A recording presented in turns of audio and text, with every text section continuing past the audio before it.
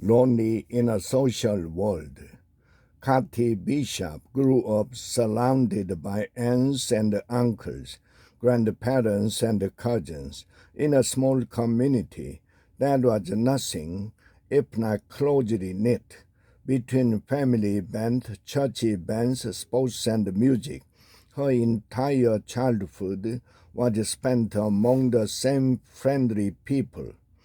Truth be told, she could hardly wait to get away.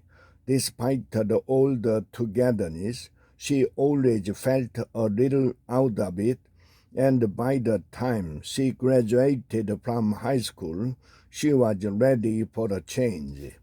She did not have enough money to go away for college, so for the next 4 years, she lived at home and commuted.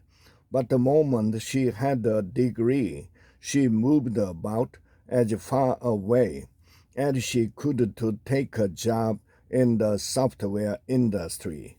Kathy's new career required her to spend weeks at a time hopping around from city to city.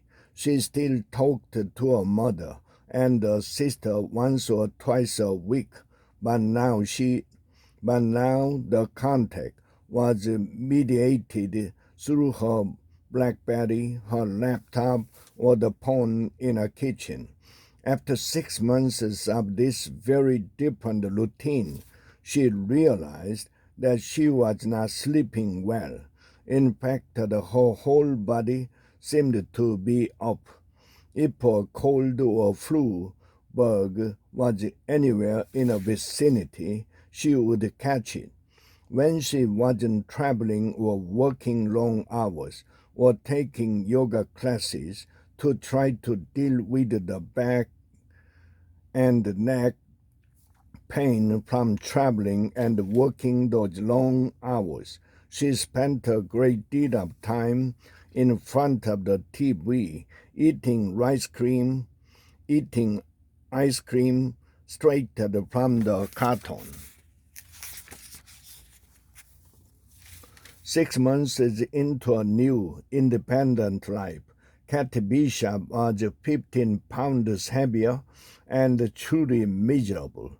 She didn't just feel fat, she felt ugly, and after an unpleasant run-in at the home office and a spat with one of her neighbors, she was even beginning to wonder if she would ever be socially acceptable outside the little town that had made her feel so trapped.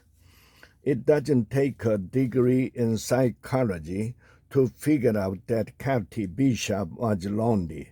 But Kathy's loneliness was more than just the mild heartache that fuels pop songs and Miss Lonely Hearts columns. Kathy was dealing with a serious problem that has deep roots in a biology as well as a social environment. It began with a genetic predisposition that set a standard for social connection very high, although we might also express it as a high sensitivity to feeling the absence of a connection.